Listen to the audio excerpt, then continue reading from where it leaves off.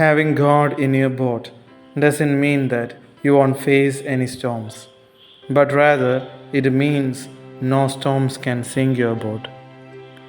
നമ്മുടെ വഞ്ചിയിൽ നമ്മുടെ ദൈവമുണ്ടെന്ന് ഉള്ളതുകൊണ്ട് ഉദ്ദേശിക്കുന്നത് ഒരു തരത്തിലും നമുക്കെതിരെ കൊടുങ്കാറ്റുകൾ വന്നേക്കുമെന്നല്ല, മറിച്ച് എത്ര വലിയ കൊടുങ്കാറ്റുണ്ടായാലും ഒരു കൊടുങ്കാറ്റിന് പോലും നമ്മുടെ വഞ്ചിയെ അങ്ങ് മുക്കിക്കളയാനാവില്ല എന്നതാണ്.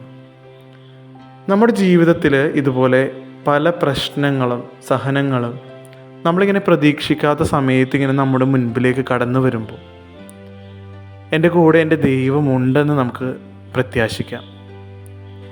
എത്ര പ്രാർത്ഥിച്ചിട്ടും എന്തുകൊണ്ട് ഈ സഹനങ്ങളൊന്നും എന്നിൽ നിന്ന് എടുത്തു മാറ്റപ്പെടുന്നില്ല എന്ന് ചിന്തിക്കുമ്പോൾ എൻ്റെ കൂടെ എൻ്റെ ദൈവമുള്ളത് കൊണ്ട് എത്ര വലിയ സഹനങ്ങൾ എനിക്കുണ്ടായാലും ഞാൻ മുങ്ങിപ്പോവുകയില്ല.